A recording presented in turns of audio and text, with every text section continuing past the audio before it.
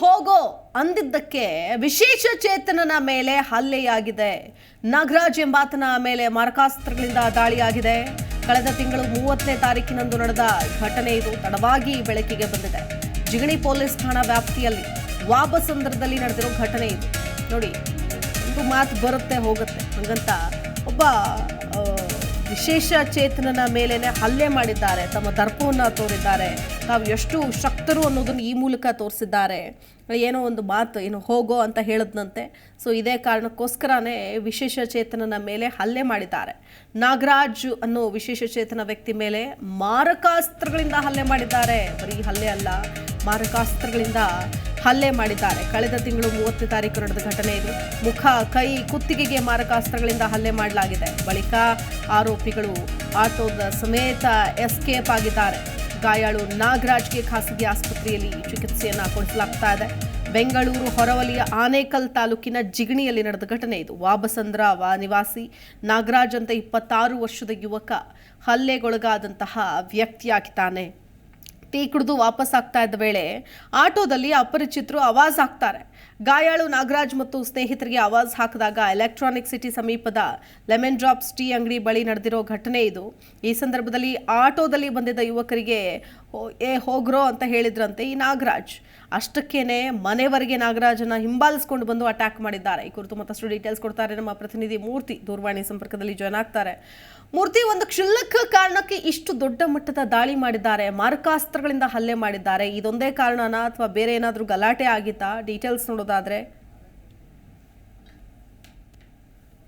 ಈ ಇತ್ತೀಚೆಗೆ ಆನೇಕಲ್ನಲ್ಲಿ ಒಂದ್ ರೀತಿ ಕ್ರೈಮ್ ಮಾಡ್ಲಿಕ್ಕೆ ಒಂದ್ ರೀತಿ ಮಿತಿನೇ ಇಲ್ದಿರೋ ರೀತಿ ಆಗಿದೆ ಅಂತಾನೆ ಹೇಳ್ಬೋದು. ಯಾಕಂದ್ರೆ ಕಳೆದ 26ನೇ ತಾರೀಕಿನಂದನ್ನು ಕೂಡ ಕೇವಲ ಬಾರ್ನೊಳಗಡೆ ಗುರಾಯಿಸಿದ್ದಕ್ಕಷ್ಟೇ, ಅಂದ್ರೆ ನೋಡಿದ್ದಕ್ಕಷ್ಟೇ ಒಬ್ಬ ವ್ಯಕ್ತಿಯನ್ನ ಕೊಲೆ ಕೂಡ ಮಾಡಲಾಗುತ್ತೆ.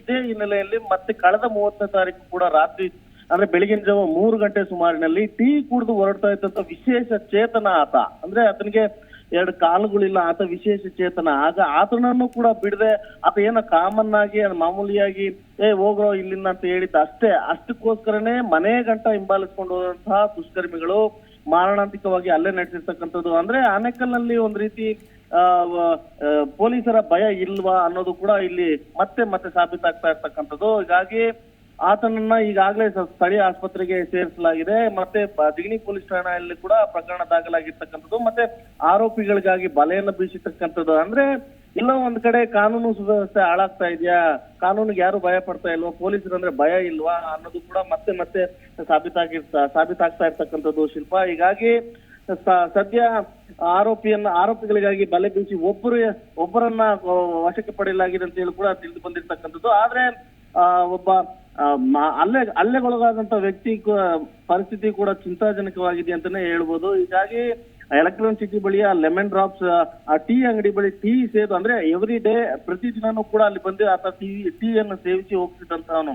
ಹೀಗಾಗಿ ಅಲ್ಲಿ ಎಂದಿನಂತೆ ಬಂದು ಅಲ್ಲಿ ಟೀ ಸೇವಿಸಿ ವಾಪಸ್ ಹೊರಡುವಂತ ವೇಳೆಯಲ್ಲಿ ಈ ದುಷ್ಕರ್ಮಿಗಳು ಯಾರು ಇರ್ತಾರೆ ಇವರು ಕೂಡ ಅಲ್ಲಿ ಟೀ ಸೇವಿಸ್ತಾ ಇರ್ತಾರೆ, ಮತ್ತೆ ಯಾವ್ದು ತರ್ಲೆಯನ್ನ ಮಾಡ್ತಾ ಇರ್ತಾರೆ. ಇದನ್ನ ನಾರ್ಮಲ್ ಆಗಿ ಆತ ಇಲ್ಲಿಂದ ಹೋಗ್ರು ಅಂತ ಹೇಳಿದ್ದ ಅಷ್ಟೇ. ಅಷ್ಟಕ್ಕೋಸ್ಕರನೇ ಅಲ್ಲಿಗೆ ಸುಮ್ಮನಾದಂತಹ 3 ದುಷ್ಕರ್ಮಿಗಳು ಮನೆ ಗಂಟ ಹಿಂಬಾಲಿಸ್ಕೊಂಡು ಹೋಗಿ ಮನೆ ಬಳಿ ಒಂದ್ ರೀತಿ ಮಾರಣಕ್ಕೆ ಹೋಗಿ ಎಲ್ಲ ನಡೆಸಿರ್ತಕ್ಕಂಥದ್ದು ಶಿಲ್ಪ. ಹೀಗಾಗಿ ಕಾನೂನು ಸುವ್ಯವಸ್ಥೆ ಎಲ್ಲಿ ಹೋಗ್ತಿದೆ, ಏನಾಗ್ತಿದೆ ಅನ್ನೋದು ಕೂಡ ಒಂದ್ ರೀತಿ ಆನೇಕಲ್ಲಲ್ಲಿ ಪ್ರಶ್ನೆ ಆಗಿರ್ತಕ್ಕಂಥದ್ದು ಶಿಲ್ಪ.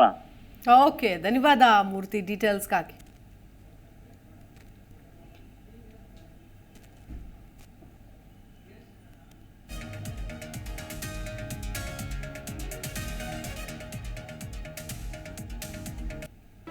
ಜಿ ಕನ್ನಡ ನ್ಯೂಸ್ ಈಗ ನಿಮ್ಮ ಮನೆಯಲ್ಲೇ ನೋಡಿ. ಎಲ್ಲ ಕೇಬಲ್ಗಳಲ್ಲಿ ಈಗ ಲಭ್ಯ. Sun Direct 292, Jio TV 1334, U digital 162, City Cable 51, GTPL 17, Abhishek cables 821, Rockline telecommunication 51, Shri Basaveshwara number 60, Vinayaka digital number 53, in digital number 896ರಲ್ಲಿ. ನಿಮ್ಮಿಸ್ತದ ಜಿ ಕನ್ನಡ ನ್ಯೂಸ್ ನೋಡಿ ಆನಂದಿಸಿ.